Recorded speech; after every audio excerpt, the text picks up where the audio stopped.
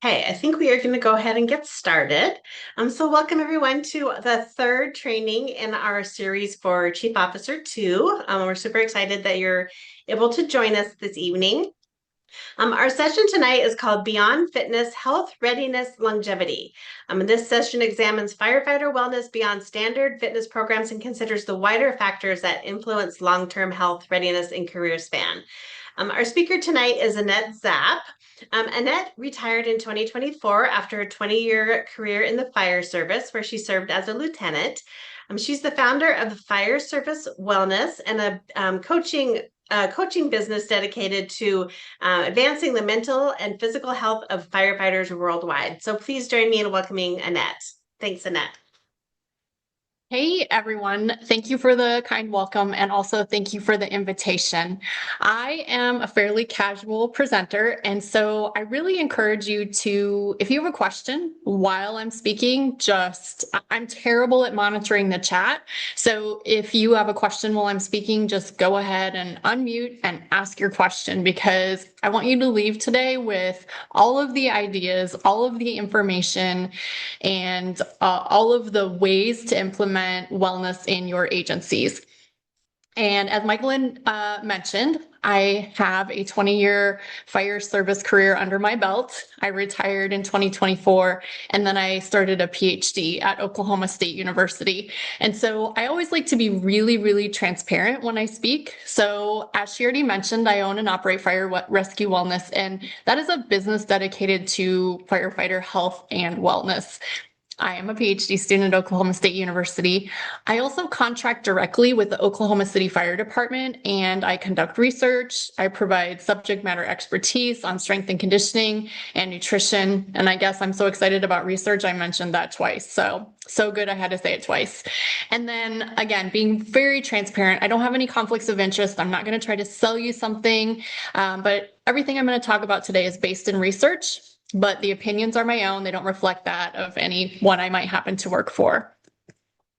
And so my hope is that we will create a relationship today and you will want to reach out afterwards. So the best way to get a hold of me is my email right there, info@firerescuewellness.org. I have a website. I like to think I have a lot of good information on there. And then I also am somewhat active on Instagram, much less active now that I'm a PhD student. So I would love to give you a chance to download both of these, or screenshot, I guess I should say, both of these QR codes. One of them is specifically geared towards sort of administration or company officers. That's the one on the left. And there's a little asterisk on it because when I was looking at it today, I realized that really needs to be updated because it talks about NFPA 1582, which, as we all know, just got updated to NFPA 1580. So just know that that should be updated sometime soon. And then the one on the right is actually a needs analysis. And much later in the presentation, I will talk about a needs analysis. And yes, you can definitely contract with someone to come in and do a comprehensive needs analysis for you. But if you follow that document, just step by step, you'll get a really, really great free to you needs analysis to use for your agency. So I'll give you a couple more seconds to screenshot those. Also, no, I'm going to share these slides after the fact. So if there's anything you missed, you will get them. I'll send them on. All right, 5, 4, 3, 2, and we're moving on. So specific objectives that we have today. What do we really, really want to accomplish? And I think that the bottom line is we want to create a program that will make a difference in our personnel, in our members. Because I know that at least I, during my fire service time, had several, say, guest instructors come to my agency. And it was just really clear that they didn't understand the fire service. They really didn't have any idea what they were talking about in terms of making meaningful change on people that work 24 or 48-hour shifts, are sleep deprived, responding to calls at various times of the day. It was just really clear they didn't understand that. And so, of course, we do understand that. And so we have the ability to create really meaningful change in our agencies. So we're going to talk about a number of initiatives, and hopefully by the end of the talk, you'll also have a really good idea what those initiatives, like which ones of them might work for your agency. Then we're going to talk about the impacts that these can have on your agency.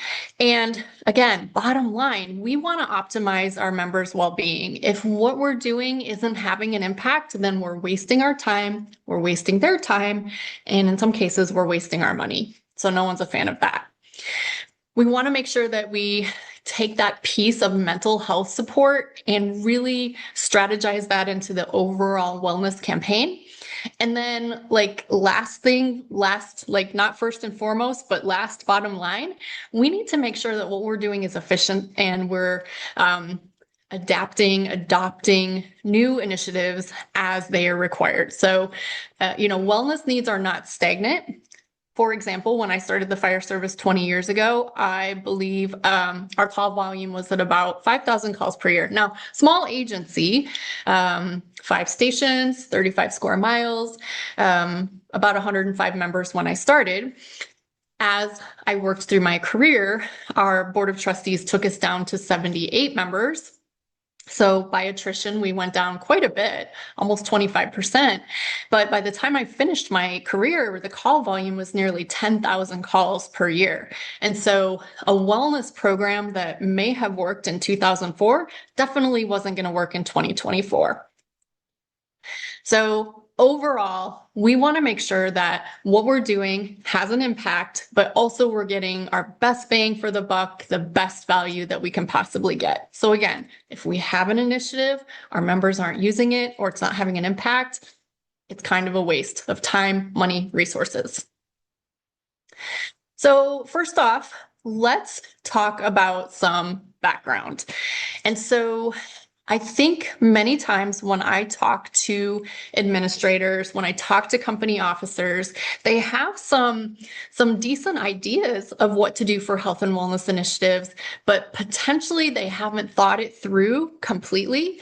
And hopefully by the end of tonight, we'll close that loop. So you'll be able to think things through completely. By the way, I love to put this picture on all of my talks because at my agency, we got to decide what we wanted our last day to look like. And so I'm pretty sure if I would have said I wanted a bouncy house and a food truck, they would have made that happen. Most people just chose, cake and a reception type of thing. But what I really wanted was I wanted the 5 females that work at the department to be at one station, manning the station on that day, and they were able to make that happen for me. So it was really exciting. Okay. So we're supposed to be talking about wellness, and I'm going to be perfectly honest. When I started my business almost 15 years ago, it was called Fire Rescue Fitness because I was the fitness lady. I was the one running the marathons and lifting the weights and personal training people. And I really thought that fitness was the biggest piece of everything that was important in the fire service. And honestly, I think it was 6 years ago, I changed the name of my business to Fire Rescue Wellness because I realized that there is so much more to it than just fitness. And so when I was operational at the beginning part of my career, again, I thought fitness was the most important thing. And then at some point in your career, you walk straight into a brick wall, you run up straight into a brick wall, and you realize there's so many more things that are equally important. Sleep and mental health and nutrition and financial health and community. There's so many more things that are important. So I broke down wellness into, I guess, 4, we'll call it 4 buckets today. There's definitely more buckets that we could divide into, but we'll just divide it into these 4. And so the first piece of it that most people are most comfortable with, they're most familiar with, is physical wellness. Then we can move on to mental and emotional wellness. social wellness, which maybe you are or are not familiar with, and then finally occupational wellness. And I think that honestly, that piece, that occupational wellness, is not only a piece that we can have a lot of impact on, but it's sometimes a piece that is very, very much ignored. And so keeping these all in mind, we're going to start breaking these down little by little. So I'm not a huge fan of putting a lot of words on slides, but look at this slide with all of these words. But I thought it was important for all of these thoughts to get onto the talk, get onto your mind, remain in my mind, so that we could discuss each of these. And so when we look at physical wellness, it's basically, we can look at it as the maintenance of our fitness. And I use my finger quotes when I say fitness because fitness is really tough to define. It is aspects of our actual health. It includes our recovery, so our sleep and our nutrition, as well as a whole lot of lifestyle habits that play into our ability to perform on the fire ground effectively and also have good career longevity. So let's just zero in on some of those habits that could impact our ability to perform well. You may not consider this right now, but using alcohol using alcohol excessively may impact your ability to perform on the fire ground. It may impact your ability to get promoted. It may impact your ability to have a good relationship with your family. And so that is a lifestyle habit that can have an impact on your physical health as well as your occupational health. And so when we look at physical health, we understand and acknowledge that we lose the majority of our firefighters every year, that we lose firefighters on the fire ground to complications of cardiovascular disease. So we acknowledging, of course, we are losing our firefighters through completed suicides. We are losing our firefighters to cancer, but on the actual fire scene, we're losing the highest percentage of our firefighters to cardiovascular disease. And so cardiovascular fitness is imperative when we're looking at a wellness program. Then when we start breaking down like other attributes that are important for performance, we have to think about the muscles, and it's not just strength, but it's muscular power and it's muscular endurance. And so we need a lot of various qualities to perform well on the fire ground. So we have cardiovascular, we have muscle, and then we have to think about our ability to move well and our ability to have mobility as well as stability. And so when you think of mobility, that's your ability to reach in, up, and around and get something out of the back of a cabinet. And stability is your ability to keep your feet on the ground while you rotate and grab that thing out of the cabinet. And both of those things are important for both performance and injury risk mitigation. When we look at physical qualities too, we have to look at body composition. And so one of the biggest predictors of an injury in general, it doesn't matter if it's your child, if it's your spouse, if it's someone on the street, one of the biggest predictors of injury is a previous injury. But another huge predictor of injury is body composition. So body composition plays into injury risk, body composition plays into health risk, and body composition plays into morbidity and mortality. We also want to make sure that we're looking in terms of our physical wellness at adequate sleep and recovery, proper nutrition and hydration, mitigating that injury risk, and then finally managing chronic disease risk. And so I always remind people that firefighters are basically just the general population that has a really, really tough job, where they're sleep deprived, where they work in really bad conditions sometimes, and they have all of the health risks of the general population, which are exacerbated by sleep deprivation and the places that they actually perform their job tasks. So the next piece of it would be mental and emotional. So it's your ability to manage not only your thoughts and your emotions, but also your stress and your relationships, both your interpersonal relationships at work, as well as your interpersonal relationships at home. And when someone is mentally and emotionally well, they are a better employee because they make better decisions. They are able to have better focus and better concentration, and they manage their stress better. And so I always like to say that a well-regulated, a mentally well-regulated and emotionally well-regulated person is just a lot more pleasant to be around because they have more awareness when they're dealing with their coworkers or their families. And so this also plays, of course, into recovery. It plays into having healthy relationships. And also it plays into that willingness to seek support when it is needed. So the best time to need support is to never need support, obviously. But the second best time to seek support is when you actually need it, not when you've gone so far down the road where it almost seems like you can't come back. So social wellness is one of the factors that maybe that you haven't thought about before, but it's basically that ability to maintain and develop relationships, again, both at work and at home. And social wellness enhances quality of life. And so when I was thinking about retiring, I was thinking about buying a property in the middle of Tennessee, in the middle of nowhere, and having a farm with goats or whatever. And one of my friends pointed out to me, like, where's the social support? Who is going to be in your life when you're down in Tennessee? Noted. Very good point. So not that I have a huge social support network in Oklahoma. I've only lived here 2 years, but I definitely knew some people before I moved here. So that was great. So again, this is the ability to form those strong relationships. It's that sense of belonging and the ability, someone that has good social wellness can receive support as well as give support. And so that give and take is important at home and in the firehouse. And then finally, occupational. We have to acknowledge that we as officers, as potentially as administrators, we play into occupational wellness for the humans that work for us. And so again, occupational wellness is just having a meaningful job that makes us feel like we have a sense of a mission. And the fire service is fantastic for that. Simply joining the fire service family, you are part of a family and you are part of a mission.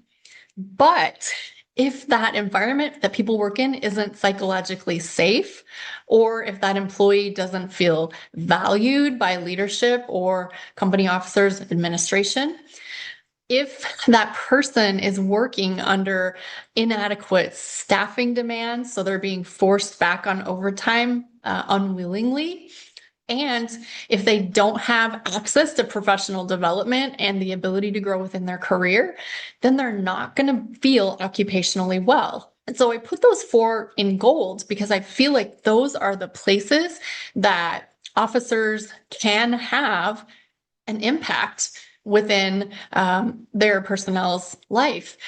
And later we'll acknowledge that there is responsibility on the individual. 100%. There's responsibility on the individual, but I do believe there's responsibility on the agency as well as the community. All 3 of those pieces play together to help firefighters create a sense of wellness. So again, occupational wellness also allows them to integrate into their quote unquote regular life and their shift life. And hopefully this will decrease all that burnout and cynicism and disengagement that we see. Because when new people raise their hand and say, I, Annette Zapp, do solemnly swear to uphold the Constitution and all of the job responsibilities, it's the most proud moment in our life. I don't think you can talk to any firefighter, recruit firefighter that says, yeah, that wasn't a big deal for me. That is the biggest moment of their life. So then how do they turn into these disgruntled cynics 5 years later? It's because they're occupationally unwell.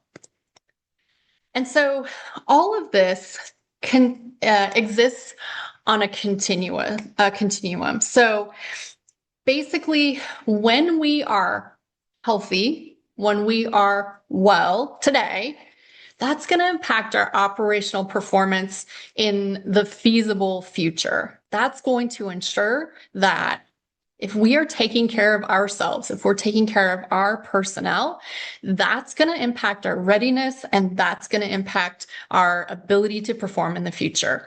And so it's not about just today. It's about what are we doing for future me? I always like to tell myself I treat future me really well. And so future me knows that I'm going to be on this call until about 8:30 my time. My bedtime is about 8:30 my time. And so I already got all of my things ready for tomorrow because I'm taking care of future me so that I don't click my computer shut later and then think, oh my gosh, I have 90 minutes of things to do. So taking care of our current self and our future self allows for longevity. Here's that shared responsibility that I was talking about. And so when we look at wellness, when we address wellness, I really believe that it is 3 big parts that come together to create the magic of culture. And so obviously we have the individual, and there is huge individual responsibility when it comes to wellness. I cannot come to your house and tell you it's bedtime, you need to go to bed. It would be really weird if I showed up at your house and started to do meal prep. It would be super weird if I showed up at your family reunion and took away your old fashioned and said, that's not a great choice. I mean, that's weird. That's all within your purview. That's your individual responsibility. But the department also has responsibility. And I think we forget that. We look at firefighters who are incredibly talented. On my crew, my last crew I worked with, I had an accountant, I had an HVAC person, I had a plumber, I had a person who could not only sew clothes from scratch, but make the patterns from scratch. Like, these are incredibly talented people. I had someone who sang the national anthem all over the greater Chicagoland area. These are incredibly talented people. And I think sometimes that fire agencies look at these incredibly talented people and they just say, they should know. Like, they're so smart. They should just know what to do. They should know what to do for their mental health. They should know what to do for their physical health, which actually it's just health they should know. But the example I always use is that we can look at professional athletes. I don't work with professional athletes, but a couple of my dietitian friends do work with professional athletes. And one of my strength coach friends works with people that are getting ready for the NFL combine. So these are like professional or nearly professional athletes. And when you talk to them and you say, gosh, those people you work with just must have so much knowledge. They just must know what to do, right? Know what to eat, what shoes to get, what exercises to do. And the answer is no, they have no idea. Professional athletes have, for the most part, no idea what they should be doing. So then why then do we expect firefighters to know what they're supposed to be doing? If I were here in person if I were there in person with you, I would just stop talking and wait for you to answer that question, because I think it's a really good question. And then the last piece of it is the community. The community expects their firefighters to show up like ready, prepared. I can't remember what fire chief it was that said, when you call 911, you expect, I'm going to mess this up, but like a neurosurgeon and all of these expertise, that's what you expect to show up. That's what our community expects. And honestly, that's kind of what they get. But we need to tap into those community resources to help them help us. And so once we put those 3 pieces together, that's what creates the culture. That's what creates wellness. And so when we talk about this, I can't help but talk about human performance optimization, because it's the buzzword. When we look at agencies, now these are very large agencies, but when we look at agencies like South Metro, when we look at agencies like Fairfax County, when we look at agencies like Fort Worth, and even now like Oklahoma City, these agencies have a whole systematic approach to taking care of their people. And so some of these bigger agencies have strength and conditioning coaches, they have dietitians, they have physical therapists, they have a doctor on staff, they have cognitive performance people and mental health professionals. Like they have all these pieces that they're putting together to optimize human performance. And that's awesome. But a lot of agencies don't have that ability. And that's why we're having that conversation today, because we should be aiming to optimize human performance, but we're probably not going to have all those resources at our fingertips that those larger agencies have. So when we look at human performance optimization, it is physical, it is cognitive, and it is behavioral in nature. And what it does is it puts the pieces together to maximize firefighters' ability to perform on duty while also minimizing their risk for injury, their risk for fatigue, and this is really important, the long-term degradation of their health and their fitness and their wellness and their job task performance. Because that same rookie firefighter that raises their hand and they're so excited to take their oath and start their first day, they also hopefully aren't saying, man, I sure hope that I go off on a back injury. I sure hope that I am so tired I can't even be decent to my crew or the little old lady on a call. I hope that I am so nutritionally depleted and hydrated that I pass out on a fire. Like they're not wishing for this. They want optimal performance. And so hopefully we can help them. And so just here's some examples. And again, pick and choose the ones that seem like they might make sense for you to help integrate into your program. And so we can look at things physically. We already talked about it. Cardiorespiratory fitness is very important. Muscular strength and power and endurance, very important. Mobility and stability, and also the ability to mitigate our injury for our risk for injury. When we look at injury, now, I remember being very frustrated a couple times on the job because we always did an accident investigation or an injury investigation. And the last question was, how could this accident or injury have been prevented? And then, so everyone always had an idea of how it could be prevented. And then it was always termed preventable. But sometimes you just get injured. Sometimes it just happens. But we can mitigate the risk by being stronger, by being more mobile, by being more recovered, by being nutritionally fueled. That helps us mitigate the risk for injury.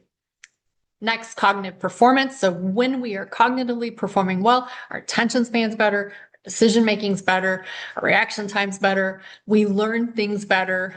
All of those things improve when we have worked on our cognitive performance. And then we have to kind of look at our physiological readiness. We cannot outsmart our physiology. I cannot have an entire night of no sleep and then just say, I'm not tired. My attention span is great. I'm going to make great decisions. We can't outsmart our physiology. So we have to work with our physiology. And then, of course, we have those behavioral health factors, which are not only limited to what we would term mental health, but also things such as habits and our ability to be resilient and our ability to be adaptable. And so when we're looking at all of these things, we need to remember that in our agencies, all of these are very, very context specific. So again, what works for Fort Worth might not work in New York City, but all agencies across the board hopefully are focused on employee readiness, employee sustainability, and not just worrying about go, go, go, go, go right now until we wear people out. So when we're digging into these wellness interventions, we have to do what matters. And we already know that 50% of those on-duty deaths are attributed to complications of cardiovascular disease. And so if we know that, then we also have to take into account that these people who have either diagnosed or undiagnosed cardiovascular disease are subjecting themselves to a lot of heat stress, a lot of products of incomplete combustion, a lot of hazardous materials, and really high physical demands. I'm going to press pause for just 1 second because I think this is really interesting and it's worth noting. So I mentioned South Metro a second ago, and again, they have tremendous resources, but they're doing something really interesting. They are doing CT heart scans.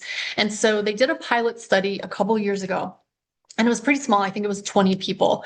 And I think the first maybe 15 people had been risk stratified. So either they had some symptomology, they had some family history, or perhaps they already knew that they had like a poor calcium score or something like that. So they were risk stratified. They were higher risk. But then they had 5 more spots. I think it was 5. And so they asked people, hey, would you like to do this? And so super, super interesting. There were a number of people that had no risk factors, no family history, no symptoms, nothing, that came up with hugely blocked coronary arteries. And so they were a ticking time bomb, and they didn't even know it. So that, again, they had a clean calcium score, they had a clean EKG, they were non-symptomatic, and they didn't have family history. And so we have to keep in mind that there are a number of our members that may have very high risk on the fire ground that they don't even know it. We don't know it, they don't know it. So all of this amounts to having a huge strain on the cardiovascular system. That oxidative stress and inflammation is a huge hit. And then again, we get these complications of cardiovascular disease.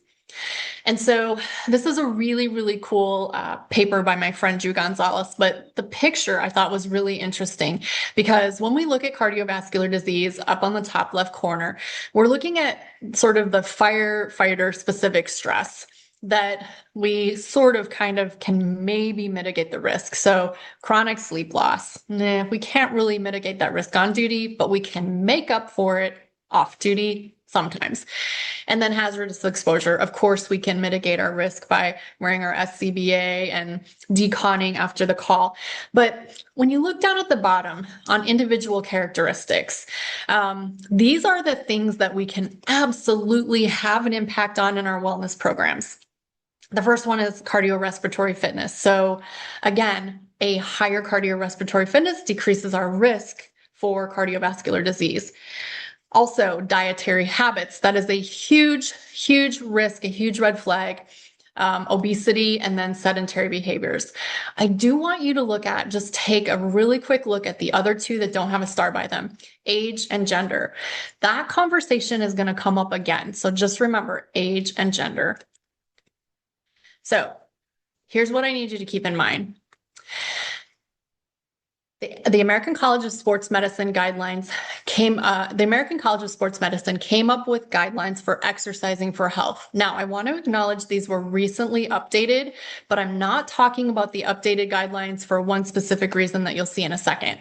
But ACSM recommends 2 resistance training sessions per week. So that could be on the old guidelines, that could be body weight or rubber bands or machines or free weights or whatever. 2 resistance training sessions per week, and then either 75 minutes of higher intensity cardiovascular training or 150 minutes of moderate intensity cardiovascular training. Again, if I were with you in person, I would say, guess what percentage of firefighters meet these minimum guidelines for health? Only 20%. Only 20% of firefighters meet these ACSM guidelines. So if we can simply get firefighters exercising up to the ACSM guidelines, we are going to improve their wellness. Now, I put that little asterisk because I did acknowledge that the guidelines were just updated, but the reason I wanted to keep the statistic on there is because of this paper that came out in 2011. So that's scary. So what can we do to move the needle? First things first, doing performance interventions, meaning I want to get firefighters performing better on name that tune, pack walk, WFI, consumption course, trying to drive performance doesn't necessarily move the needle on health. However, trying to move the needle on health does drive the needle on performance. And so making health interventions a priority, that's an investment that matters most. The next thing that I'm going to bring to your attention, if you did hit that QR code about, it was for administrators at the beginning, it talks about what's important in order to get your wellness program going. The most important thing, in my opinion, is providing time. Because if you are not providing time, if you're just filling up all the time every single day with, and I know it's all important. I know the station tours are important. I know that the parades are important. I know that the honor guard is important. I know that the inspections and the Knox box, I know it's all important. But if we're saying we want to create a culture of wellness, we have to carve out some time. And I'm not saying put the rigs out of service. That's not what I'm saying. But I'm saying you need to figure out when your call volume is lower during the day and sort of pencil that in for training time, physical training time. And then space, obviously, if there's absolutely no space in your agency, that's going to be a challenge.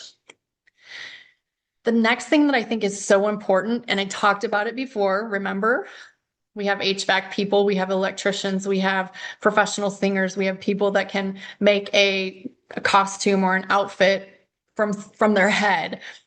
But we don't necessarily have the expertise of how to take care of ourselves. And if we do have that expertise in our agency, if we do have someone with that expertise, we wear them out because we are asking them to do extra things on duty. We're asking them to actually perform something that would be their professional expertise for not being paid. And firefighters want to help. Man, they want to help, but you can definitely burn those people out. The other thing that I would challenge you with is that, what is it? If you want to be an expert at something, go 15 miles away. The other problem with having that person that's embedded in your department who is a coworker is that people think they don't know what they're talking about. So if you have the ability to invest in expertise, that is an amazing, amazing way to spend any funds that you might have. Creating a culture of wellness, not just checking a box. Firefighters hate checking boxes. I know you hate it. I hate it. We all hate it. Adding sleep questionnaires.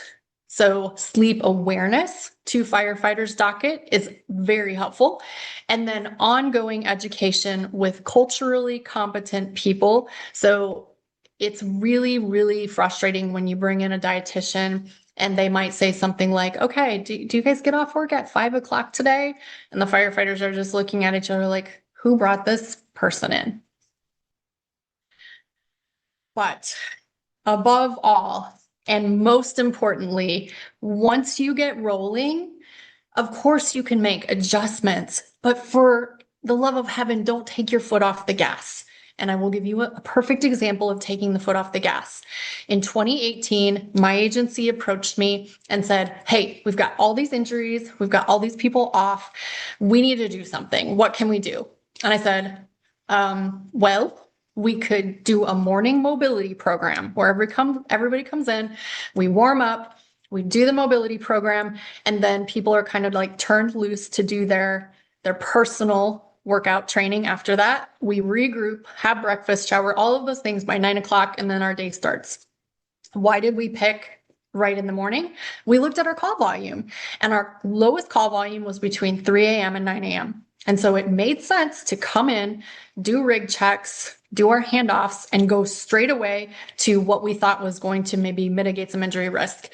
Now, this was before I was a researcher, but holy moly, was that effective. Couple things I have to acknowledge. A couple of seasoned firefighters did retire. So we had less age, lower age. And then a couple of people that were on long-term work comp did actually also retire. So, but when we looked at the impact, our workers' comp impact after instituting the morning warm-up, it was an incredible impact. But then they took their foot off the gas. Then they got lower injuries. They got lower workers' comp. They got a refund from workers' comp because they did so well during that year that they decided to take their foot off the gas. And then what happened? Everything reverted to where it was before. Keep your foot on the gas. So here are our foundations. And when we are looking at wellness, I really think these are the biggest bang for the buck that we can educate people on, that we can invest in, that we can spend our time on. And so they are sleep and nutrition, mental health, and physical training. And I told you I am a strength and conditioning coach, but I actually put physical training last in order of priority, I guess I should say, because when we're looking at these things, these are upstream interventions. These are interventions that hopefully are going to help so we never have a problem. These are the panic hardware of wellness. Why do we have panic hardware on doors? Because we saw the problems that were created when we didn't, or the doors opened the wrong way. We saw the problem. So we went upstream to fix the problem before there ever was a problem. So these are the panic hardware of wellness intervention. And as always, we want to major in the majors instead of minoring in the minors or majoring in the minors. We want to do the things that are going to make the most difference. So let's talk about sleep and operational performance. So there was a study done. It was really big. It was 6,000 firefighters. When we look at studies, we want to be discerning. Is it a really small study? Was it done in rats? Was it done in a test tube? Like, does it apply to our population? This was our population. And so it was called the Sullivan study, 6,000 firefighters. And what they found was that 37% of those firefighters in that huge cohort screened positive for at least one sleep disorder. So, if you were at your station, looking left, looking right, 37% of your firefighters more than likely will screen positive for a sleep disorder. But here's the really interesting and potentially scary thing about that. Of those 37%, 80% of them weren't diagnosed and they weren't treated. And so a large percentage of our firefighters are walking around with an undiagnosed sleep disorder.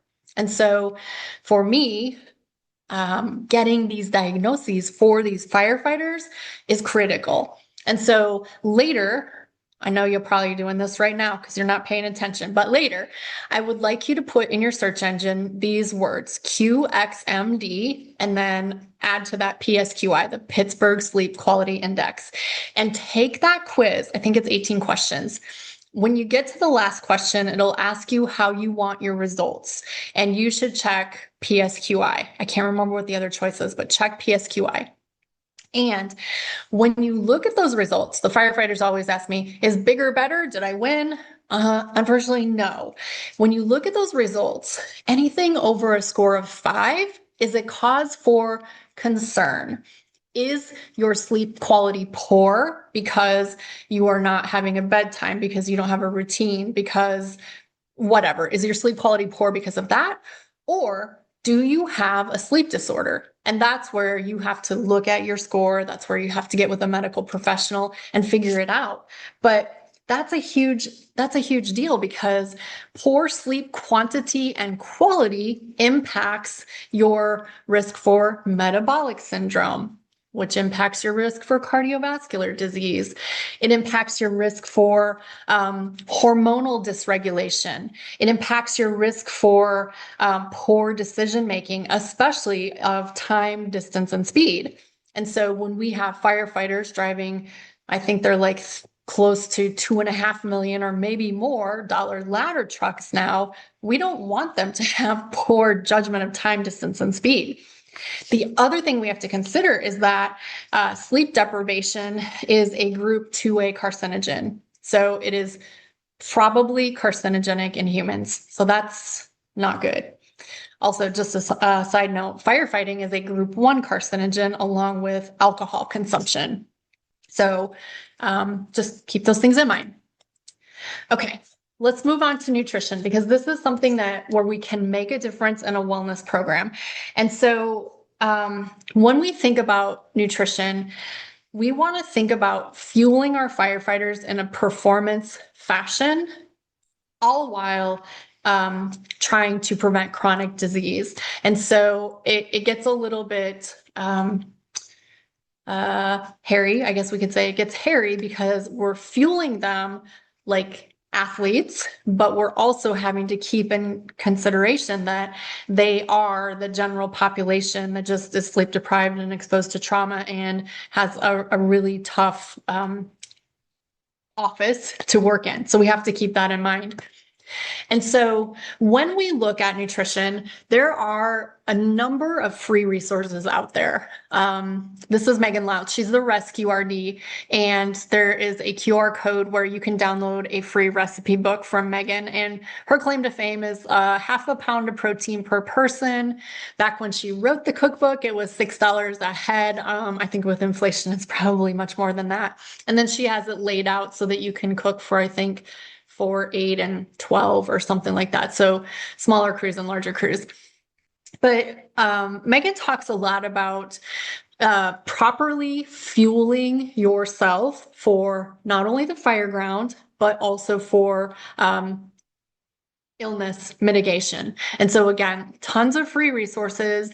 She has paid resources, of course, as well, but the cookbook is something that you can download for your crew. You can print it out. You can put it in the plastic sheets, leave it in the kitchen, or if you're like my crew, they just had it saved on the home screen of their phone. They would scroll through and pick out what to cook for the day. But when we're looking at nutrition for our crews, we want to make sure that we are investing or we are inviting someone that understands the job, someone that understands that our biggest risk is cardiovascular disease. And so our biggest bang for the buck in terms of nutrition, other than fueling, is to make sure that we are not encouraging metabolic syndrome. And so metabolic syndrome, again, is that large abdomen or visceral adiposity, and then elevated triglycerides, elevated glucose, elevated blood pressure, and then low HDL cholesterol. And so in your mind, if you're checking off right now, that's 5 things. If you have 3 out of those 5 things, you're actually defined as having metabolic syndrome, which puts you at a much higher risk for cardiovascular disease.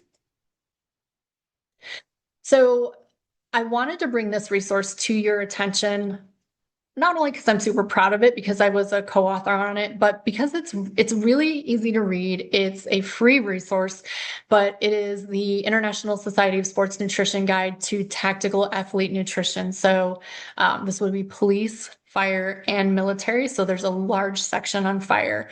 And so this is another thing, another resource you can download for yourself, for your stations, have a journal club or a book club or whatever you want to talk about with it. But these are great tips that will improve not only health, but performance.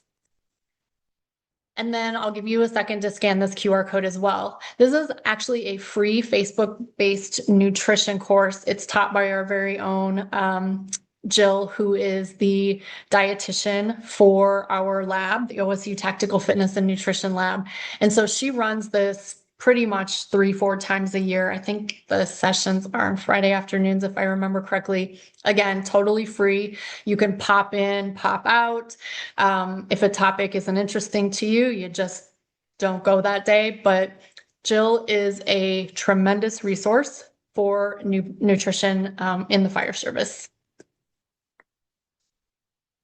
Okay, moving on to mental health interventions. When I started the fire service, there were none. I was referred to the EAP at one point, and it was not a good experience. And so that kind of brought my mental health to a screeching halt for a good amount of years. And luckily, I found peer support a number of years later. But when we're looking at mental health interventions, I know I'm not telling you anything when I tell you it is so nice to have someone who is culturally competent. It is so nice to have someone that you don't have to explain what a 24-48 means or what a California Kelly means or Yeah, I sleep at the fire station and I don't get home until the next day. It is very nice to have someone that you do not have to explain that to.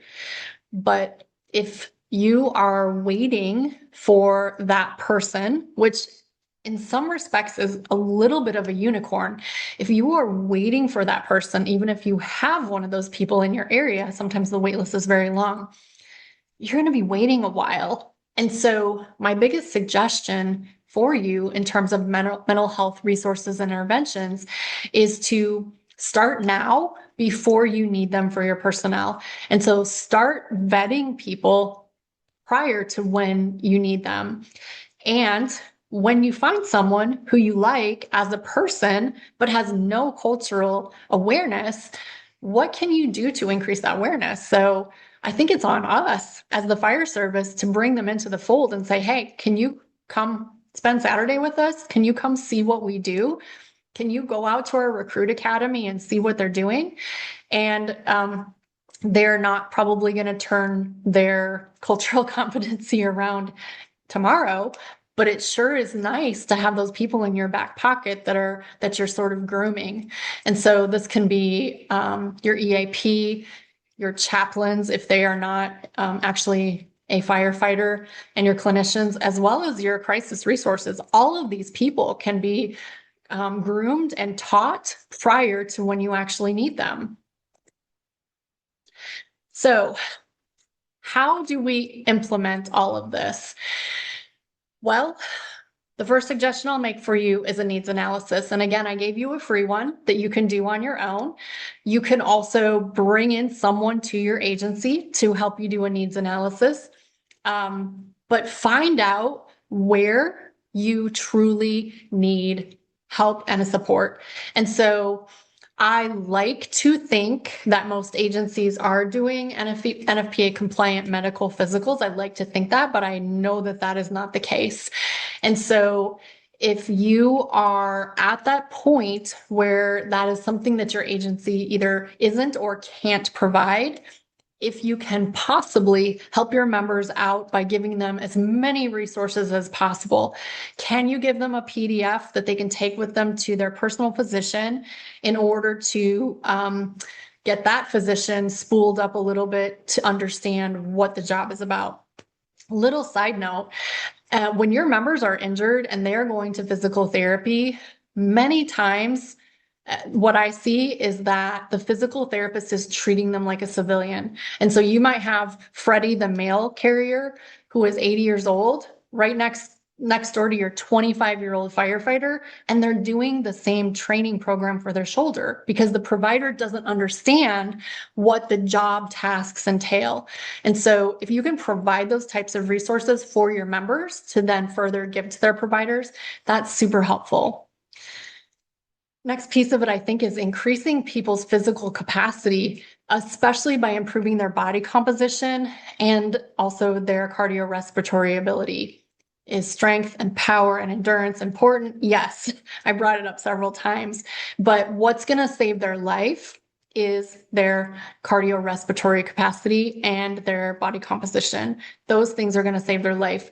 Their ability to do 55 versus 50 push-ups is probably not going to impact their ability to deploy a hose line or anything else. It's probably not going to impact their morbidity and mortality either. The next piece of it, if you can get education, and the great thing, COVID was so terrible, it was the worst. It just was awful, but it showed us that you can bring experts into your fold that are, I mean, heck, they can be in a different country. They're definitely in a different time zone, but you can bring experts to your agency in a way that is helpful to your agency. And I would suggest, as much as you can, getting them some education on sleep and nutrition because they are so very important for health. And then that ongoing dedication to mental health. So having the hard conversations around the kitchen table, having those people that are vetted, and making the fact that asking for help, there's no stigma attached to it, is obviously going to be ideal. And everyone's starting in a different spot. I acknowledge that, but that's the ideal. So Again, when you're doing your needs assessment, what we need to do, just like on the fire ground, risk assessment, what matters the most? Is it the neighbor's house? Is it the second floor with the mom hanging out with a child? Is it like what matters the most? And doing a really accurate risk assessment is helpful.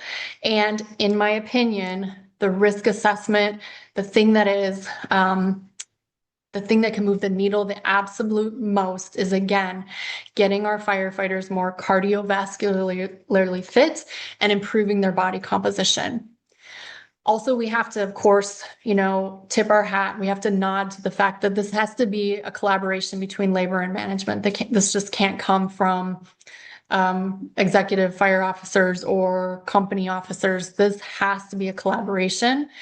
But again, as I mentioned earlier, see what you can get from the community in terms of support. So whether that looks like, I just saw on Facebook today, my advisor is actually looking for donations of weights and barbells and things like that for a police agency. So if you need things like that, sometimes your community can provide them. You just have to ask. And then it is super important. Again, I think the return on investment for these wellness interventions is the fact that you are going to have happier, healthier workforce. For me, that's the return on investment. But I understand that I am not on the other side of the hall. I'm not the person that has to defend spending money with the city council or the mayor, whomever. And so in terms of data collection, always making sure your data is de-identified and reassuring your members that no one's going to see their scores or what products they used or what they attended. But if you can look for ways to collect data, whether it's improved body composition, whether it's improved VO2 max, whether it's satisfaction scores, just having people do a little survey that says, hey, I liked that dietitian that you brought in. That made my day. All of that's data, and all of that is helpful. So how do we measure success? Just said a little bit of this. We can measure success simply by participation. We don't have to be looking at like, did your waist size go down? Did your consumption score improve? We could look at those things, but participation sometimes is our best data point. There's those satisfaction surveys that I told you about. Operational outcomes. Are your crews moving more effectively on the fire ground? Are they coming up to you after a fire and saying, wow, that mobility course we took last week really seemed to help when I was deploying the hose line? And then, of course, actual return on investment. And the thing that you can more than likely put in your back pocket is even kind of little crappy wellness interventions. So I say crappy because it was just like a blood pressure clinic and like a glucose check and a lecture or something like that. But Johnson & Johnson got a 3-to-1 return on investment for that intervention. And so 3-to-1's great. That's a great investment. But even if you just got 1-to-1, even if you just got $1 back for every dollar that you spent, I think that's a win because you're helping people. We want to measure the members' impact on improving their health, hopefully decreasing their risk for injury. I hate to say injury prevention because we cannot prevent all injuries, but their readiness to respond, their readiness to step up on calls, and then retention. The newer generation is very savvy. And they are looking for places that offer these types of wellness interventions. They want to take care of themselves. And so if you have a good wellness intervention, you may retain your members. So the common pitfalls, I already said taking your foot off the gas. That's a very common one. But lack of support from any level can be a pitfall. Lack of just kind of evaluating your program on an ongoing basis. And then just throwing in a program without really doing a needs assessment. So you might get excited. I don't know. I get excited about wellness. I don't know if you do, but you might get excited and go back to your agency and say, I think it would be a great idea if we did X. But if you didn't do a needs assessment for your agency and you didn't figure out what the members really needed, it's not a good fit. Michael, I think this is amazing. I was just going to ask you if I could have more time, and that is the last slide, but I have another one if people would give me like some latitude. Would that be okay? Yes, we're scheduled till 7:30, so you are good. You go ahead. Yeah. I know we have Q&A. I know we have Q&A, but I came up with another slide. Oh, I have a podcast, you guys. I have a podcast and I have really cool people on it's called the Fire Rescue Wellness Podcast. But I wanted to show this to you because I talked about on my PDF how I need to update it because it references NFPA 1582. So if you are not familiar with NFPA 1582, here's how it went. In my best explanation, here's how it went. In the early 2000s, there was a bit of research done, and what they found was that typical firefighting tasks like hose deployment, ladder deployment, moving a victim, whatever, typical fireground tasks took somewhere between 38 and 42 on VO2 max. And so when we look at VO2 max, it is the body's ability to take up oxygen, move it around, and get stuff done. And so it is measured in milliliters per kilogram per minute. And so that's VO2 max. I want to talk to you about two other numbers. The first one, which you're probably familiar with, is METS. So METS is just taking VO2 max and dividing by the number 3.5. And so you're probably, maybe if you haven't thought about METS too much, I bet if you've ever been on the treadmill or the elliptical or the bike, you've seen it scroll through like 7 METS. So that's what METS are. It's VO2 max divided by the number 3.5. There's also one more number to think about, and that's just VO2. And VO2 is an absolute number. It's the volume of oxygen in liters per minute. So we're not taking into account if you're a big guy, small guy, medium guy. We're not taking any of that into account. It's just the volume of oxygen that your body uses in a minute. So again, back to this research. They found that typical fireground tasks take between 38 and 45. And so they went right in the middle. They averaged it out and they said, firefighters to safely fight fires, structural firefighting should probably have a VO2 max of about 42, which when you divide that's that 12 METs that you've probably heard of. And then they said, you know what? We probably should have a lower number. So if it's not at least 8, that's too low. So then we had 8 to 12. And then they put 10 in the middle, which was 10 was, you're okay, but you should probably work on it. And so that's kind of NFPA 1582 has been like, those have been the numbers forever. And so recently, and I'll explain what all these colors mean in a second. Recently, NFPA came up with a different standard. And the reason they came up with a different standard, when you think about it, it kind of makes sense. When you think about the fact that females have a lower VO2 max than males, like I'm 55, a typical 55-year-old fit male is going to have a much higher VO2 max than I have. Like clinically, it's difficult for me to match a 55-year-old male. And then younger people have a much higher VO2 max than older people in general. And so NFPA was like, it's not really fair to say that everyone needs that 42 number because it disadvantages females and it disadvantages older males. And when you think about it, it's like, I can see that. But also what we have to keep in mind is that the job is the job. The job does not discriminate whether you are big, small, male, female, or purple. The job does not discriminate. And so The other thing we have to keep in mind is that the greatest, remember I told you the non-modifiable risk factors, the greatest non-modifiable risk factor of cardiovascular disease is age.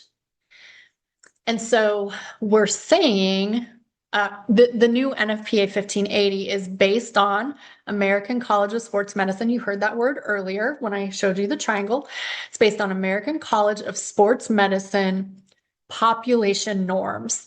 And so they took a ton of 20 to 30-year-olds, a ton of 30 to 40-year-olds, et cetera, et cetera, et cetera. They did all the testing and they came up with norms for those populations. So that's how ACSM came up with those norms. And so NFPA looked at those norms and they said, let's go with 55% of the age-adjusted population norm. And it's unclear to me exactly how they came up with 55%. I will be honest with you, I don't know how they came up with that number. But so again, when we think about it logically, okay, so we're adjusting for age, we're adjusting for gender. But again, the job is the job, and the job does not discriminate or give you a free pass because you're smaller or older or so on and so forth. So with all of that said, I want to show you some data. So this on the left here, I'll show you something else on the right in a second. This on the left is 6,000 firefighters. Again, ironically, it's the same number as the Sullivan Sleep Study, but has nothing to do with it. So these are 6,000 firefighters that were screened by a provider. And they're mostly Texas firefighters. And when we take those 6,000 firefighters, if you look at the 20 to 29 on the far left vertical column, you'll see that about 10% of those firefighters were less than 28 on their VO2 max, and they would have been failing by the old NFPA standard. Then about 30-ish were 28 to 42, and they would have been like, oh, you probably better work on yourself via the old NFPA standard. And then 55% of them were greater or equal than 42. So I won't belabor the whole point of each age group. But as you look at it, the older you get, the lower chance you have of getting that 42, and like really much higher chance of getting lower than that 28, which was that 8 on the Mets. Okay. Put in the chat if you have questions or you're not following this, because it's really important. So I'm going to show you another chart. It's the same 6,000 people. They're not different. It's the same 6,000 people.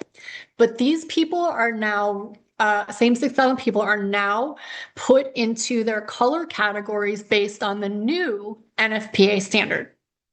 And what you see is that if they are young, there's a much lesser proportion of them passing. And they have if you compare left to right, just look at the 60 plus, they have a 80% chance of passing when before it was 10%. So the concern here is that the greatest non-modifiable risk factor for cardiovascular disease is age. And now with the new NFPA standard, we are endorsing, I won't say encouraging, but we're endorsing lower cardiovascular fitness. And we already discussed like 45 minutes ago that many firefighters are walking around with undiagnosed cardiovascular disease. So I wanted to put this slide in there to drive home the fact how important cardiorespiratory fitness and cardiorespiratory capacity is, even if NFPA has changed their standards. That's kind of my soapbox. I see that there's a chat, so I'm going to ask a question or answer a question. Okay, Jason, I've gotten most of our fitness equipment donated by community members, weight machines, stationary bikes, treadmills, and free weights. Kids move out and plans change. Absolutely. That's really smart. And the only thing that I would add to that is just For liability purposes, obviously make sure that everything is in great condition and you continually check up on it and make sure it's operating well. But that's a really good point. So unless anyone wants to see a particular slide again, I'm going to go ahead and stop sharing and encourage everyone to turn their cameras on. I know everyone hates that so bad, but I want to have some discussion if you guys are willing to do so. Hi, Brian. No one else wants to turn on the camera. So, Brian, since you're the only brave one to turn on your camera, do you have any questions? No, I don't have any questions. I have some comments if you're open Yes, to them. please. So, as a training chief, I'm interested in the health and wellness of our members, right? Yes. What I see, and I've been preaching this for a long time, the average public that comes into our job, we spend, just in bunker gear, $6,500 on them. Yes. And then it's a 12 to 14 week academy, and their level of fitness is so poor when I receive them that they can't pass our state testing. So, question to you: one, how do you, I mean, that's an American cultural thing, right? And seeing what you just put on the screen, that we're going to change some numbers and look at some categories, which anybody who's been through college level classes understands. Statistics are statistics. We can manipulate numbers to get what we want. However, it doesn't change the fact that I can't get people through a testing process because they're not physically fit enough. The next piece of this is the sleep. It's very frustrating to me to hear about all this talk about sleep, and then, oh, what'd you do on your days off? Well, I poured concrete for 12 hours. I framed a house. I mean, the priorities, it seems like from what I'm hearing, the schedule is a huge issue, the 24-hour schedule. The second part about it is what our membership does on their days off. And, obviously none of us in this chat can control any of those. One's a union negotiated item, and the other one is people's free will. So my question to you is that you're spending all this time, effort, energy, you're putting out great data, but people have to accept the data. So how is this going? Because the first thing, when you say we're going to change your schedule, I think, you work the schedule for 20 years. So, that's one of the biggest draws of the job. Why'd you want this job? Oh, for the time off in the schedule. Huh. Okay. What do you have to help me with here? Because it's two things. One, people not physically fit coming into a job. And granted, I think that firefighter Fenton did a great deal. We're going through hiring processes right now. The biggest bait and switch in the world, right? Oh, you're a firefighter, but really you're a lift assist person. And when you look at our time consumption, we are spending way more time on non-fire calls. So it's even more critical that you have the ability to perform as an athlete. And I guess the last piece is arguing with workers' comp, because workers' comp has no clue what we do. So I got told, like, well, you guys should be stretching before you go to structure fires. Like, yeah, that's just not how it works, man. Good one. Yeah. And so I'm like fighting these fights on every level. Do I want the schedule to change? No, I don't. I worked the schedule for 20 years. I get it. And guess what I did on my days off? I went and worked on an ambulance on my days off, right? I get it. But all this data is pointing to other directions. And so you're right in the thick of it. You've lived the career. You're out of the career. What do you have to say about it? What do we do? These are such great questions, and I wrote them down because I'm old. Okay, first of all, the testing process. There is actually a gentleman that did research in the military that said the lack of fitness of the United States is a national security issue. And further, unfortunately, the military and cops and fire departments are all trying to sip from the same river. And so the answer there is, I'm not sure But what I have seen working somewhat well at some agencies is recruit programs or firefighter prep programs where you actually get high school students excited about the job. I've seen it work. Again, I acknowledge that not every agency has the time, energy, money to do something like that, but that's like the best suggestion that I have for you regarding that, because once they took physical education out of the curriculum, it was a downhill slide, in my opinion.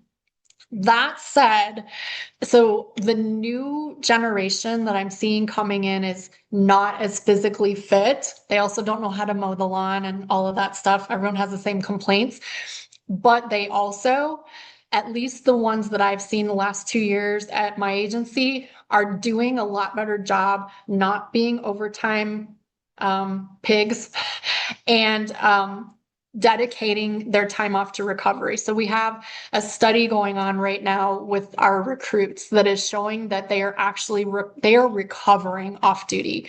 So that may be a generational thing that's going to flip, hopefully. Like it's like turning the aircraft carrier. But I think that they may be less fit, but they're more knowledgeable, those people coming in. And then workers' comp is forever frustrating. And it's even more frustrating when you have to work with a city risk manager. But what I think that we can do is, in addition to educating our athletic trainers and educating our physical therapists, like our local ones. Of course, we can't make a member go to any particular, obviously, physical therapy clinic. But if there is one that understands return to work and work hardening and et cetera, that's key. And so what we were doing in Illinois is having like 2-day fire camps or whatever you want to call it, where they actually came out, they put on the gear, they put on the air pack, they crawled around, they did extrication, they did fire behavior awareness. They got to pull lines, they got to throw ladders, and the light bulb clicked.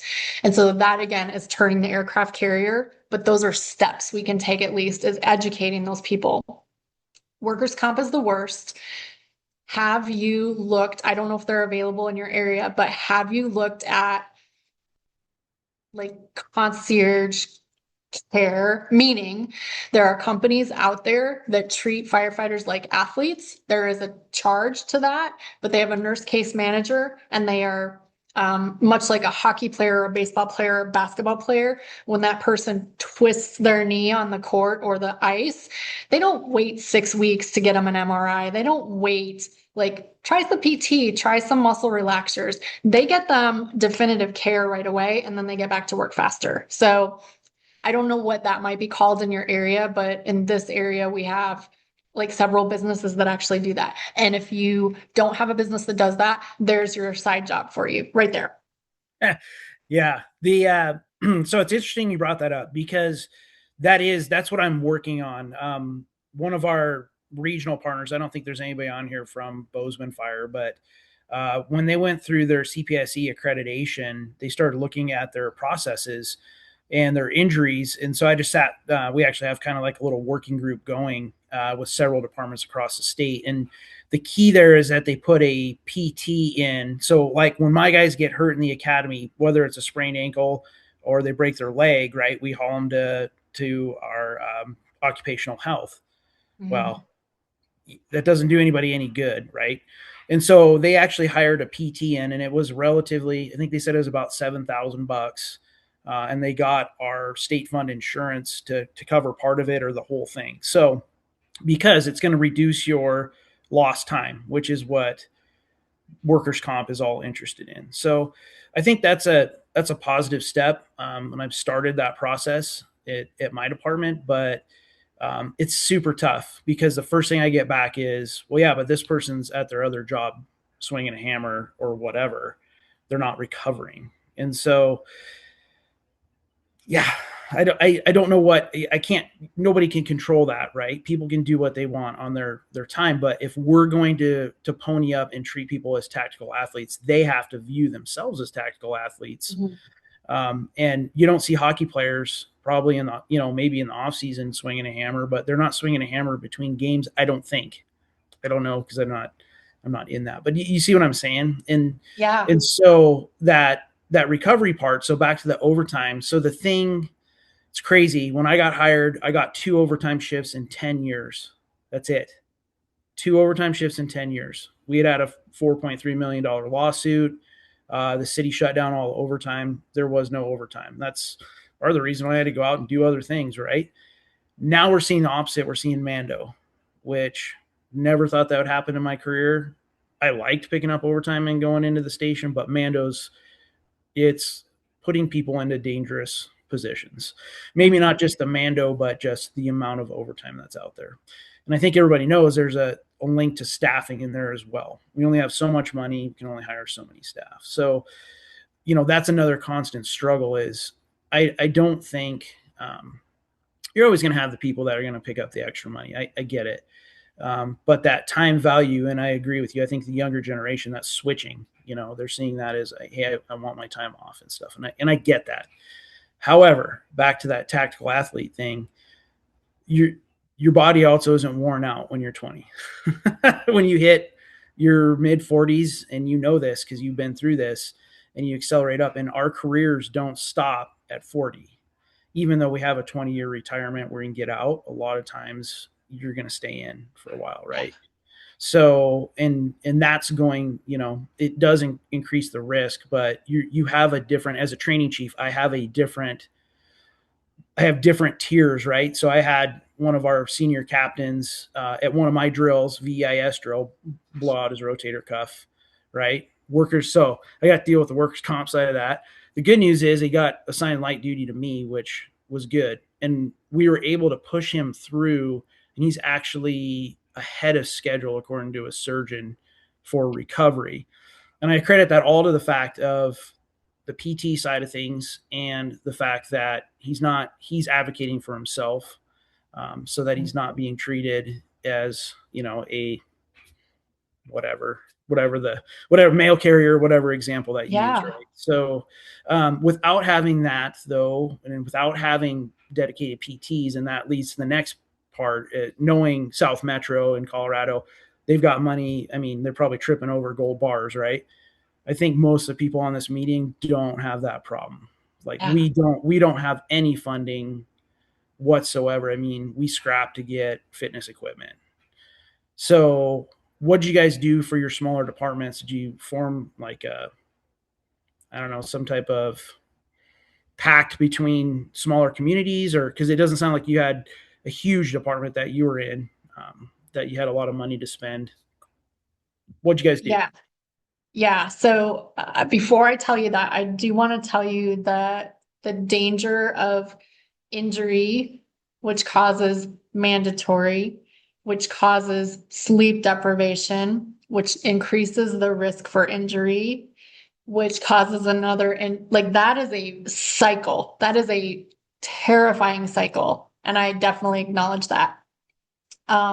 So in terms of what do you do at smaller agencies in terms of resources? I said this for my entire career and no one listened to me, and I still don't think anyone's listening to me.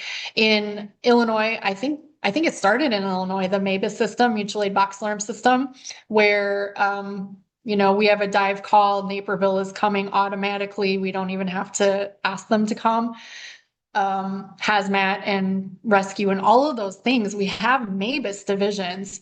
Why aren't we utilizing a MABUS division for health and wellness? So why aren't we so I work for Lyle Woodridge Fire, very small, less than 100. Naperville was next door. They have like 300, maybe a few more. Downers Grove, which I actually managed their program, was next door. They had like 90. What would have happened if we had combined those 3 departments and gotten a part-time athletic trainer? What would have happened was magic, because much like anyone else, a firefighter just wants to hear someone say, that is not a big deal, walk it off. But when they're in pain, they don't know. They have no idea. But if they have someone that can evaluate them and say, hey, no big deal, tape it, ibuprofen, ice, whatever, it's amazing. I work in my office with an athletic trainer. So it's me and him for 1,100 people. It's a big department. But There's a huge difference between someone who twists their ankle on a weekend and ends up going to the hospital or occupational health. Occupational health doesn't know anything about musculoskeletal. Huge difference between that when they twist their ankle on an 8 to 5 and they call him. Huge difference. The OJIs on the job injuries are so much lower when he sees them. And it's not because he's telling them crap. He's not telling them they're not hurt when they're actually hurt. He's reassuring them that they're not hurt when they're not hurt. And so my long answer is MABUS divisions for health and wellness. What do you think? Yeah, and so we had kind of a sidebar. We upgraded our radio system, and I had some guys from Illinois out here, and very interesting to talk to them about that. That is something that, in Montana, we're so geographically spread that it's really, really tough. And then I'm not even sure if we have a representation from the volunteer side we have a very large segment of volunteers, and then we're geographically spread, right? So I happen to work for the largest city in the largest department. And, we're only 8 stations. So, I mean, we're not into that mode yet, but no, I think that's exactly, like, you have to figure out some way to spread that cost. And in our little discussion with workers' comp yesterday in our meeting, we were talking probably that magic number is somewhere 300 plus employees when you're starting to look at being able to bring on maybe a full-time PT, just because of the cost. So I don't think we may have 300 paid. Yeah, we probably do across the state, but you're talking about a 400 plus mile spread, right? So as far as your any type of PT, talk to any of the local PT therapists. I mean, outside of Kalispell, I'm one of 4 paid staff. I've got 30 volunteers, and I've talked to several of them, and I've had 3 different PT doctors come out and give classes to our training day for the entire department on how to lift, how to do some of this stuff, just as a general education kind of things. Just talk, and they can do it basically pro bono. And have them come out, and just as a neighborly thing, have hot dogs and burgers, and they can bring a couple of the PT techs and stuff out with them and do it that way. I had my knee replaced, and it was the first one I did was the PT that I went to, and I had asked them to come out and do a presentation and stuff like that, and they gladly came out after hours and did a class for the whole department. So that's one option to at least start it. Yeah, and that's really interesting you said that, because I gave a class recently to a smaller agency on back pain. And I think if you can reframe back pain, sometimes it's helpful. So if you go to the gym and you do a killer arm workout, you did pull-ups, you did rows, you did dips, you did push-ups, you did bicep, you did it all. And you wake up the next morning and your arms are sore.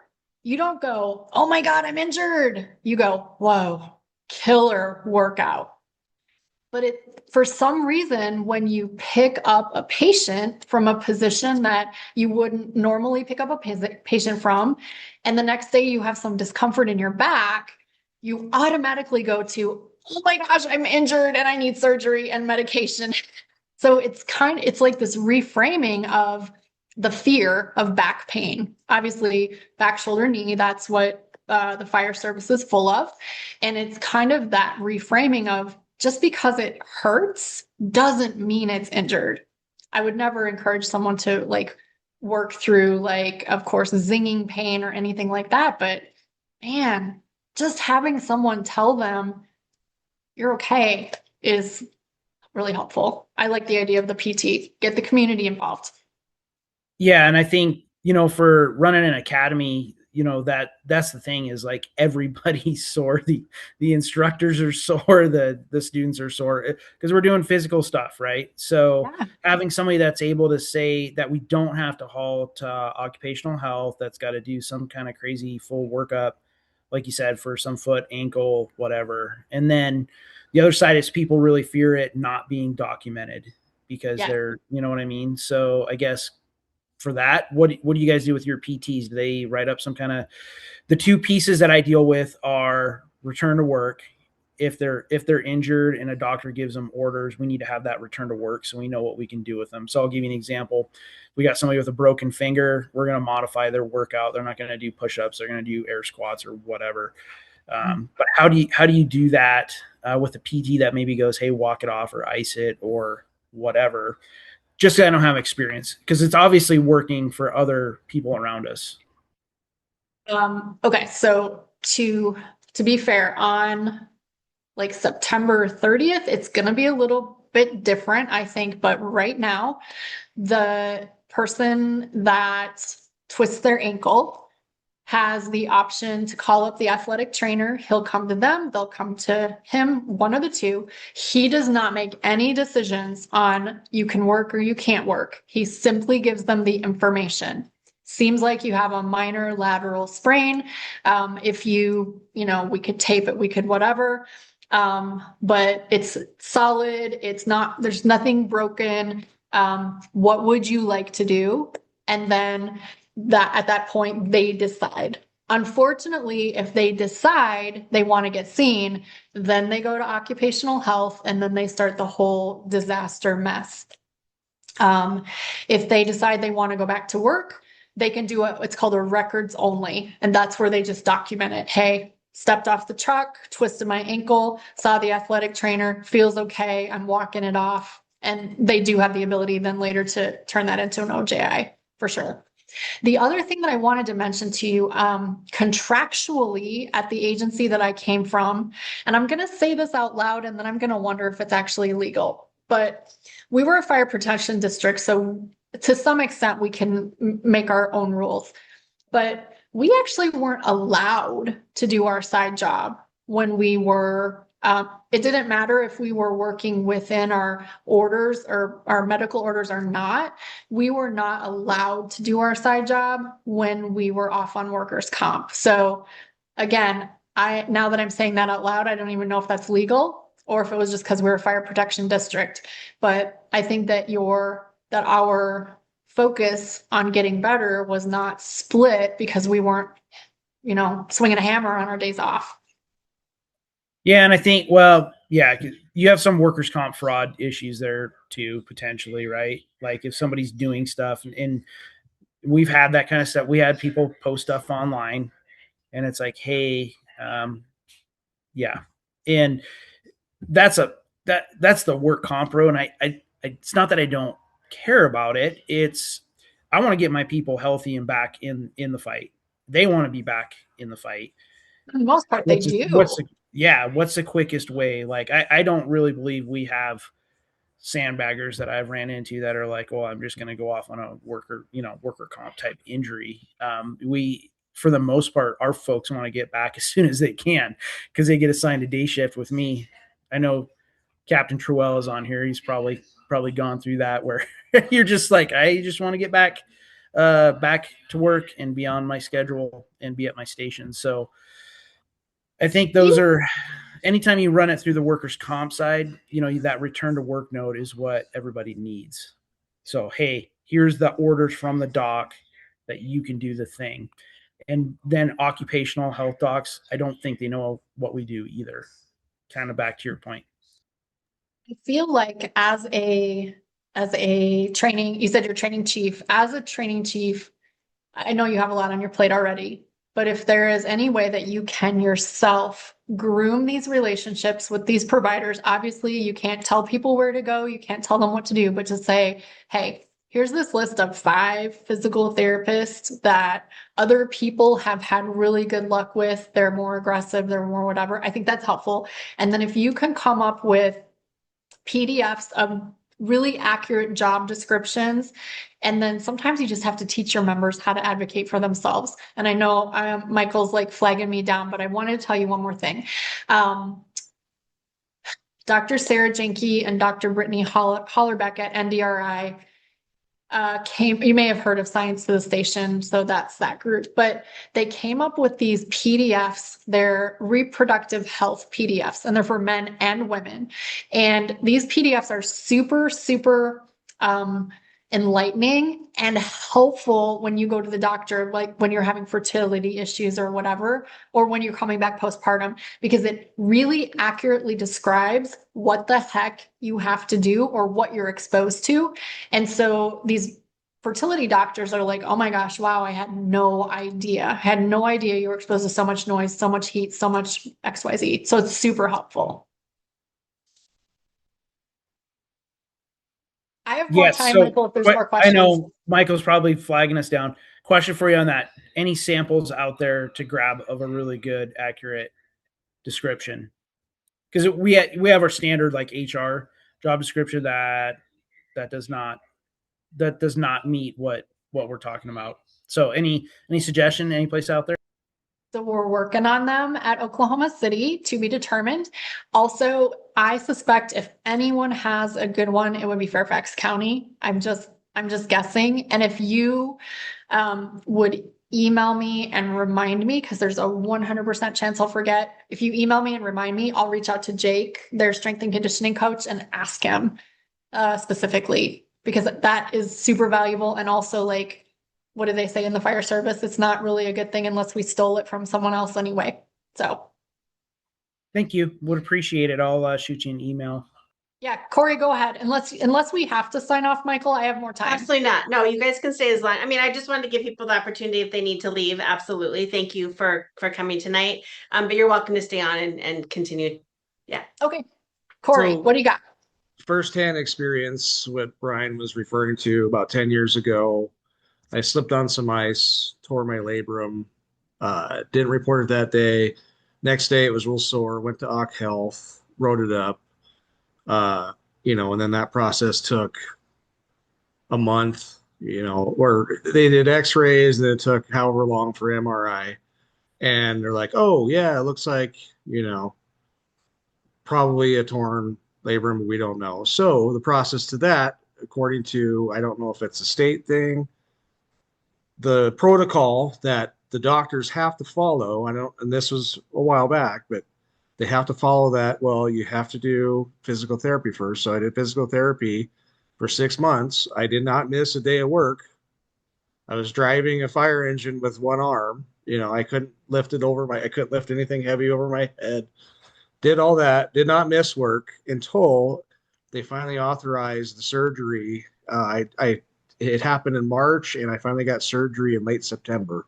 And then I was back to work in December. So the whole thing took 9 months when it could have just took maybe 3 to 4 if they had done the surgery, which I asked them to do, but the doctor said he could not do it because they have to follow I don't know if it's a law or whatever, but they have to follow that procedure, or they get off like the work comp rosters.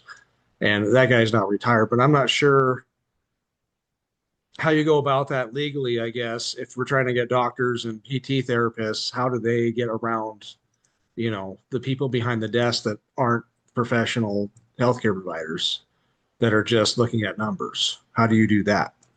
That makes my head hurt for you.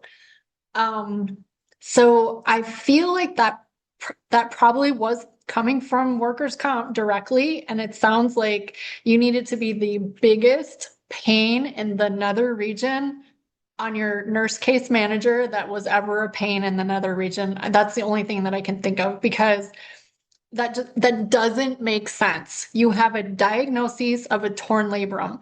Those don't get better. Those do not heal on their own. The blood supply is not good enough. That's in the scientific literature. So why would they make you wait 6? I don't know. And I did have they assigned like a case manager, and he was fine with what I was asking for. I met with him And even so, the doctor, this is another thing too, and that's, sorry if there's any HR people in here, work comp people, but I go to fill my prescription for pain meds 3 days prior to the surgery, and they're like, that's too much meds. And I said, he's prescribing them. So when I have the surgery, I don't have to go to the wait in line, with my shoulder all jacked up. And I had to call them and talk to them in person. I'm like, I'm a fireman. I'm not going to be a pill junkie. 40, Percocets aren't going to kill me over the month or whatever. I didn't even take them all. So that's the kind of stuff that you have to, and they, of course they had this was 10 years ago. They had their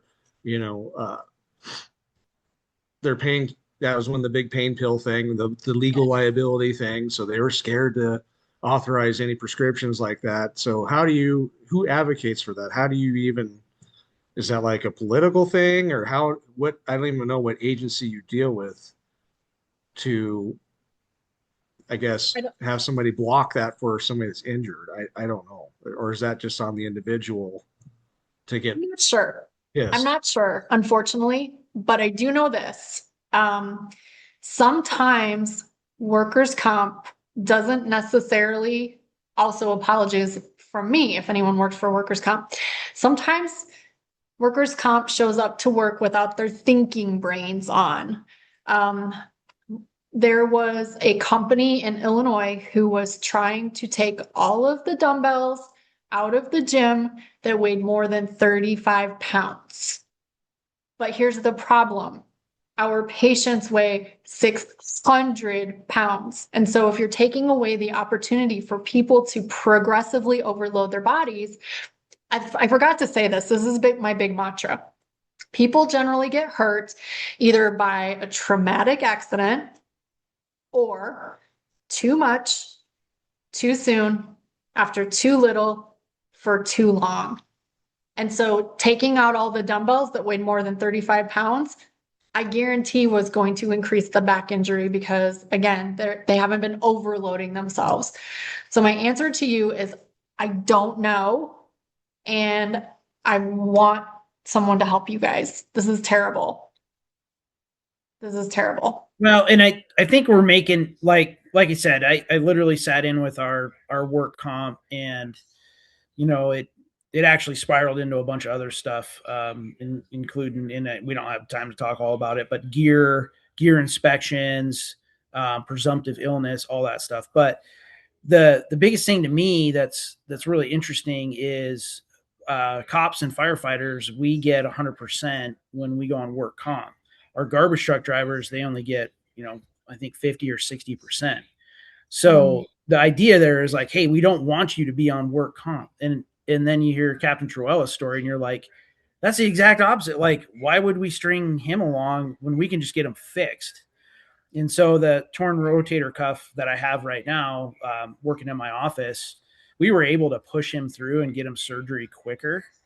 And it's way better for everybody, because as soon as we can get him back on the line, now all those overtime shifts, like you were talking about, that vicious cycle, like we're filling his shoes right now. Right. So I don't know. I think it's just kind of where Montana in general is at. We're behind the 8 ball, which is, that's normal, but it's reassuring to hear that that's happening at least some places, because it just doesn't. I don't know how you do it without hiring a PT that can be an advocate. Like, we really don't have any advocates, huh, Corey? It's pretty much you advocating for yourself. And it's not because people don't care. It's because we're all doing all the other stuff we're doing. You know what I mean? Yeah. Well, and Go ahead. Go ahead. I was just going to say, I feel like maybe don't start with a PT. An athletic trainer is a little bit lower price point, and they have almost the same scope of practice. Like in Oklahoma, their scope of practice is incredibly broad. So that's a less expensive employee that can be equally as helpful, I feel like. Yeah, even when it comes to like building workouts, like for our recruits, we just use military workouts, which are body weight, because I'm not an expert. I don't know what I'm doing. And so, but we still have to get these people in shape. Right. And that does include running and all the usual body weight type exercises. But when you look, and as our population ages, as they move through our system, like, Captain Truella doesn't need to go do 100 push-ups. You know what I mean? Like he needs to do some other stuff, right? And that's just, I don't think we've done a very good job in the fire service addressing that, saying, hey, it's fact you're going to age in your career. Like we all just think about it being 20, and then we're not 20 anymore. One of the things you might think about is, I had to do it for the VA, was getting a work comp specialist lawyer as the advocate, who knows all the paperwork, who knows who to talk to, who knows how to push it through. And it might cost some, but should shorten the waiting times and stuff like that. That's as one option, at least. And even if it's just go in and talk to them and see what they can do to you, your first session should be pretty cheap or free anyway. So at least get that first communication to see if that's an option. And then, yeah, like she said, the athletic specialist, even if any of the techs, the PT techs that are going through school, love to have the opportunity to advise, because it's something that it's like their classes. They have to do something like that, and let them write a paper on 5 guys doing, one of their workouts or something. And that would help them and give you something to, base your workouts off of. Yeah, it's interesting because that's another missing piece, right? Like in station life, what workout do you do where you don't blow yourself apart? And unfortunately, like we have one younger guy right now who's trying to do the right thing, but he's putting out these workouts, and I think we have one captain down already because it's like, dude, you're not 20 anymore, and you're not going to be able to do those same movements or functionality. This kid just was on the Bobcats 2 years ago on a collegiate level football team. So you just there, and it's that tiered. The fire service is the slice of cake. We're not all the same, and that goes back to Annette's point of like, there's conditions that are going to develop just being human over time. The sleep conditions that but none of us we don't really want to address it, right? Because then you're admitting that weakness or whatever. I spent many years living off of warm beer and cold pizza. The caffeine in the morning to wake up, right? Yeah, sometimes. Well, I'm going to leave you with one thought, which is to your point, Brian, regarding academy training. So my first year here in Oklahoma, I actually, before I was embedded with Oklahoma City Fire, I was embedded with the Oklahoma State at Oklahoma City College Fire Academy. Okay. So they had sandbags, 5 pull-up bars, and a parking lot when I started. And I asked if they got me some big tractor tires, and they got me some of those TRX suspension trainers to hang up on the pull-up bars, because not everyone can do pull-ups. And so I did a true strength and conditioning intervention with them that wasn't all calisthenic based. They ran very little, a maximum of twice per week. And all of it was ability based, meaning instead of when you think of ability based, sometimes people think of every minute on the minute. Like, so every minute on the minute, I want you to do 20 squats. Well, the problem is the people that are good at squats are going to do their 20 squats, and they're going to get a lot of rest. And so the training stimulus isn't great for them. The people that are bad at squats, it's going to take them almost the whole time. And by the time they start to rest, whoops, it's time to go again. So they're not getting any better either. Ability-based training would be like, hey, everyone's got a 40-pound sandbag and everyone's going to do squats together at their own pace for 30 seconds. And then we're all going to rest together for 30 seconds, kind of like circuit training. So when you look at it, you're like, well, that was probably pretty stupid. No, it was not. We statistically significantly improved their body composition, their performance on strength and power metrics. We didn't improve their push-ups because I did not push up them to death, because what's our biggest injury risk? Shoulders. And they improved their 1.5 mile run time significantly without running more than twice a week. So the long story is ability-based training. We'll have a paper coming out about it pretty soon, but ability-based training rather than just straight old calisthenics can be super helpful. And we just had sandbags and I made them also get me those big tires. So there's hope. Some other good ones are hose rolls, like literally dragging hoses. I make our guys do that all the time.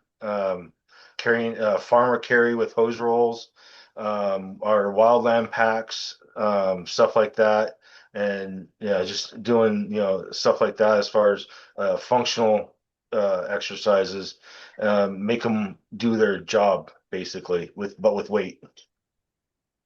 I like it. I like it. Well, please, again, you should have my contact information. If you didn't grab it, I will send the slides to Michael right after this and she can push them out to everybody. But I really enjoyed chatting with you. Thanks for coming. I appreciate you all. Thank you, Annette. This was great. Thanks, Annette. Discussion. Thanks, everyone, you. for joining tonight. Thank you. Excellent presentation. Thanks. All right. Take good care. Good night. Bye-bye.